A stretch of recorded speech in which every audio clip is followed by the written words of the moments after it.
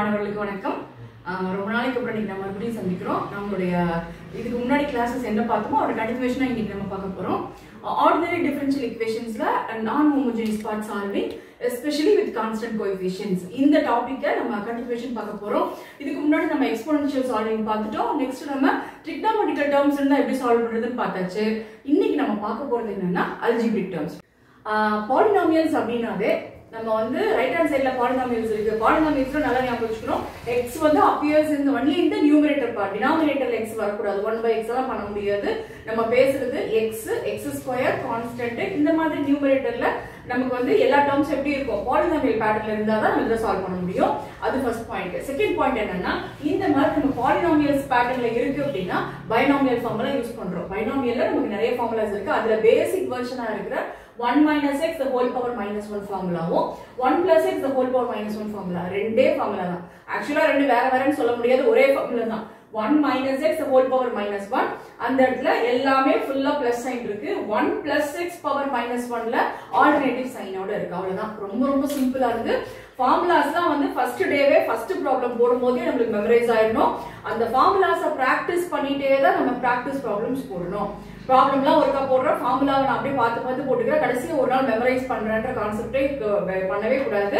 இது நமக்கு எப்போ ஈஸியா இருக்கும் அப்படின்னா ஃபார்முலாவை மைண்ட்ல வச்சுட்டு பழகிட்டோம்னா சால்வ் பண்றது பாட்டும் ஈஸி, நமக்கு புரியவும் செய்யும். ஃபார்முலால ஏன் அப்படி கொடுத்துருக்காங்க, அதுல என்ன யூஸ்ஃபுல்லா இருக்கு நம்மளுக்குன்றது புரியவும் செய்யும். அதனால ஃபர்ஸ்ட் டே ஃபர்ஸ்ட் ப்ராப்ளம் போடும்போதே ஃபார்முலா நம்மளுக்கு மெமரைஸ் ஆயிருக்கணும்.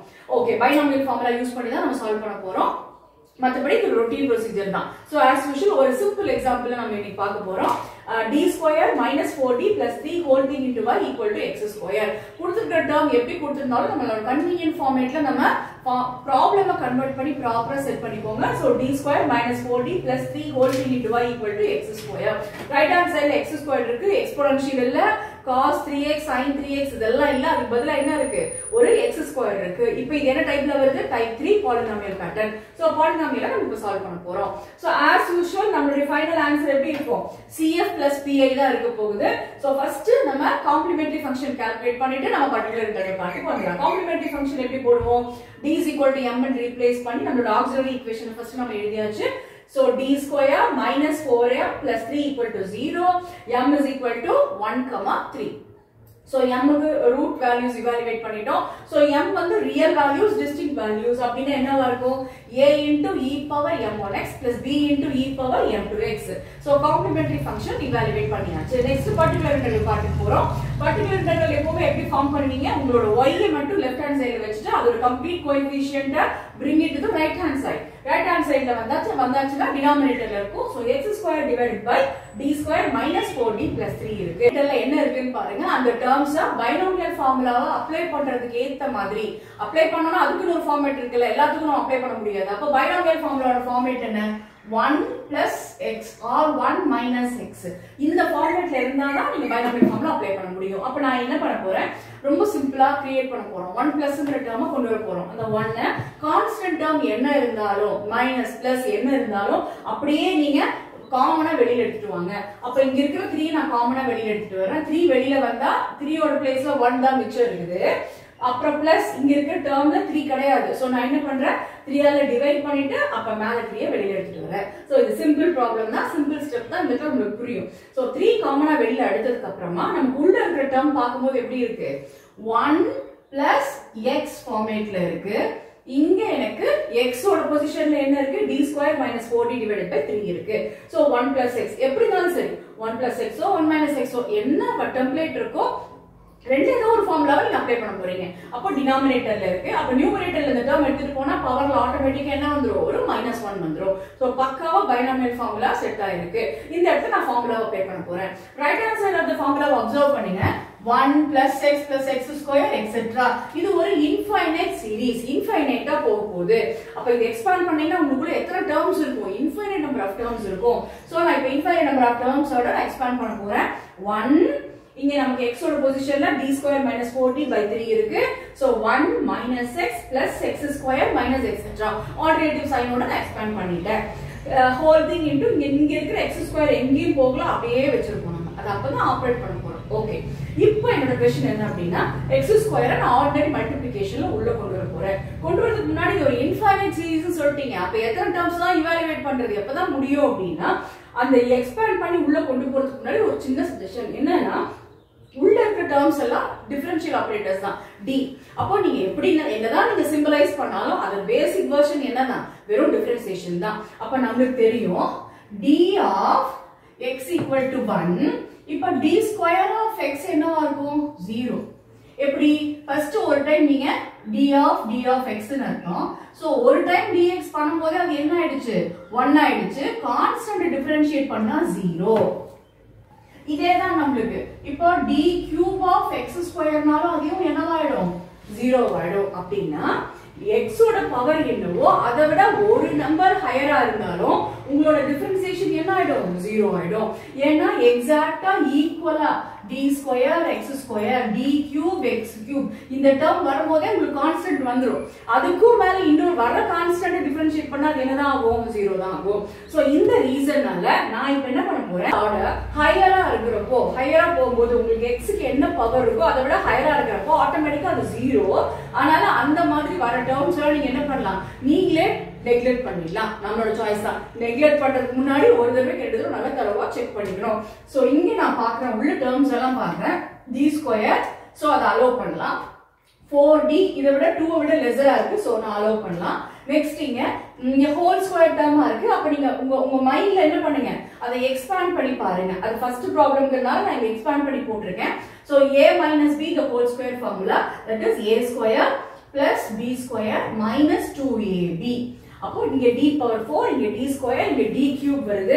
இப்படி டேர்ம்ஸ் இருக்கு. ஓகே இப்போ நான் என்ன பண்றேன் உள்ள டேர்ம்ஸ் உள்ள கொண்டு வரேன். நான் ஏன் இந்த டேர்ம் எழுதுறேன்னா ஆட்டோமேட்டிக்கா அடுத்த டேர்ம்ல கண்டிப்பா பவர் என்னவா இருக்கும் கியூப்னா எல்லாமே 3 க்கு மேல போய்டும். சோ அத நான் கன்சிடர் பண்ண வேண்டாம். அப்படினா அதுக்கு என்ன meaning those value tends to 0. அந்த டேர்ம்ஸ் எல்லாமே 0 க்கு போயிடுது. ஓகே இப்போ நான் திரும்ப ஸ்பெசிஃபிக்கா நம்ம இப்போ வேல்யூ போட போறோம். சப்ஸ்டிட்யூட் பண்றதுக்கு முன்னாடி இங்க தனியா செப்பரேட்டா நம்ம அத கால்குலேட் பண்ணி வெச்சுக்கலாம். d of x square என்ன இதெல்லாம் தான் நமக்கு வர போகுது. சோ வேல்யூஸ் முதல்ல கால்குலேட் பண்ணி வெச்சுக்கலாம். d of x square என்ன differentiation of x square one time 2x. d square x square என்ன d of x. ஏற்கனவே d of x போட்டு வச்சிருக்கீங்க 2x அப்படியே சப்ஸ்டிட்யூட் பண்ணா d of 2x is 2. So d of x square கையில இருக்கு d square x square கையில இருக்கு. அங்கங்க என்ன டேர்ம்ஸ் வருதோ அந்த வேல்யூ அப்படியே சப்ஸ்டிட்யூட் பண்ணிடுங்க.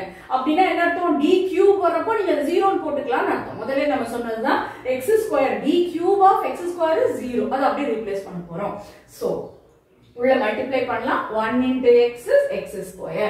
மறுபடியும் இங்க அப்படியே நான் x square உள்ள கொண்டு வந்திருக்கேன். நாம இந்த by 3 காமனா வச்சிருக்க வரைக்கும் பிரச்சனை தனித்தனியா ஸ்ப்ளிட் பண்ணிட்டா ஒவ்வொரு டேர்மும் இண்டிவிஜுவலா வந்துரும். நமக்கு கிளியரா அந்த LCM மாதிரி இந்த ப்ராப்ளம்ல வேணா தனித்தனியா பிரிச்சுக்கோங்க.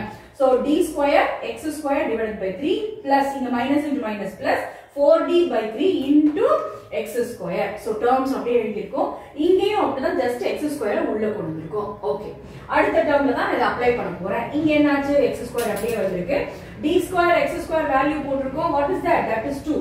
ஏற்கனவே இங்க ஒரு so that is 2. So 2 by 3 போட்டாச்சு plus 4 by 3 into d of x square is 2x. அதை சப்ஸ்டிட்யூட் பண்ணிட்டோம். plus இப்போ நம்ம என்ன டிசைட் பண்ணிருக்கோம் இந்த டேர்ம் வேல்யூ 0 ஆயிரும் இந்த டேர்ம் வேல்யூ 0 ஆயிரும். இதெல்லாம் மென்ஷன் பண்ணாமயே நமக்கே புரியும். obviously you can neglect the term. அப்படியே இந்த டேர்மை விட்டுடுங்க. ரீசன்லாம் பண்ணணும்ன்றது இல்ல இது பேசிக் ஐடியா தான். சோ இது அப்படியே நீங்க விட்டுட்டீங்க. மிச்சம் இருக்கிற டேர்ம் மட்டும் அப்படியே வருது. இதுல இருக்கிற d square of x square மட்டும் 2 ன்னு ரீப்ளேஸ் பண்ணிட்டு நீங்க பிராக்கெட்டை க்ளோஸ் பண்ணிக்கலாம். மற்ற டேர்ம்ஸ் எதுவுமே இல்ல எல்லாமே 0. அப்ப இத மட்டும் சிம்பிளிஃபை பண்ணி நான் இங்க போட்டுட்டேன். So final answer y is equal to cf plus pa, that is your a e power x plus b e power 3x plus 1 by 3 into the terms inside the bracket. அப்போ நமக்கு polynomial problems பொறுத்த வரைக்கும் நமக்கு x square இருக்கும். sometimes அவங்க எப்படி create பண்ணலாம் x square plus 3x இப்படி கூட கொடுக்கலாம். இந்த மாதிரி கொடுத்தா நம்ம என்ன பண்ணுவோம் ரெண்டு ப்ராப்ளமா பிரிச்சு இந்த ப்ராப்ளமை PI1 ல கால்குலேட் பண்ணிக்கலாம். அடுத்து இந்த பார்ட் என்ன கால்குலேட் பண்ணலாம் PI2 ல நீங்க y is equal to 3x divided by d square minus 4d plus 3 னு போட்டு அது ஒரு செப்பரேட் பார்ட்டா கால்குலேட் பண்ணிட்டு ஃபைனல் ஆன்சர்ல ஆட் பண்ணீங்கன்னா போதும். சோ பாலினாமியல் ப்ராப்ளம்ஸ் பொறுத்த வரைக்கும் ரொம்ப ஈஸி. ஒரே ஒரு ஒர்க் என்ன அப்படின்னா டினாமினேட்டர்ல நம்ம டேர்ம்ஸ் 1 பிளஸ் நம்ம எப்படி கொண்டு வர்றோம், அப்படி கொண்டு வர்ற இந்த 1 plus x or 1 minus x நியூமரேட்டர்ல பைனாமியல் ஃபார்முலாவா எக்ஸ்பேண்ட் பண்றப்போ எந்த டேர்ம் இருக்குது எது இல்லாம போகுதுன்ற ஒரு கிளாரிட்டி வேணும். அப்படி இருக்கிறப்ப இந்த காமனா by 3 by 7 நீங்க போட்டிருக்கீங்கன்னா அதை இப்படி காமனா இப்படி வச்சிருந்தீங்கன்னா நமக்கு டிஃபிகல்ட்டா இருக்கும். அதை ஸ்பிளிட் பண்ணி சிங்கிள் டேர்ம்ஸா பிரிச்சிட்டீங்கன்னா உங்களுக்கு வந்து ப்ராப்ளமே இல்ல. கரெக்டா எது இங்க வேல்யூ சப்ஸ்டிட்யூட் பண்றதுக்கு முன்னாடி அதை செப்பரேட்டா கால்குலேட் பண்ணிட்டு அப்படியே வேல்யூஸை போட்டு வெறும் சிம்பிளிஃபிகேஷன் பார்ட் தான். ஸோ பாலினாமியல் ப்ராப்ளம் பொறுத்த வரைக்கும் ரொம்ப ஈஸியா இருக்கும். உங்களுக்கு ODE சால்விங்ல ஈஸியர் பார்ட். ஸோ இது வரைக்கும் நம்ம பார்த்துருக்கிறது exponential, trigonometrical term, polynomial term. இந்த மூணுமே நமக்கு இருக்கிற பேசிக் வெர்ஷன்ஸ்.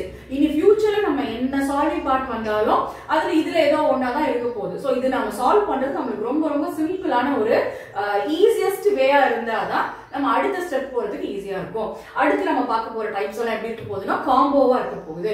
ஒரு எக்ஸ்போனன்ஷியல் ஒரு trigonometrical term வந்தா என்ன பண்றது, ஒரு எக்ஸ்போனன்ஷியல் ஒரு பாலினாமியல் கம்பைன் பண்ணா என்ன பண்றது, இந்த மாதிரி நமக்கு என்ன பண்ண போறோம், நம்ம காம்பினேஷன்ஸோட ஒர்க் அவுட் பண்றப்போ நம்ம அங்க என்ன ரூல் பண்றோம், ஏன்னா ஏற்கனவே இருக்க ரூல் நமக்கு அது பத்தாது. சோ இன்னும் என்னென்ன ரூல்ஸ் இருக்குதுங்கிறத நம்ம டிஸ்கஸ் பண்ணலாம்.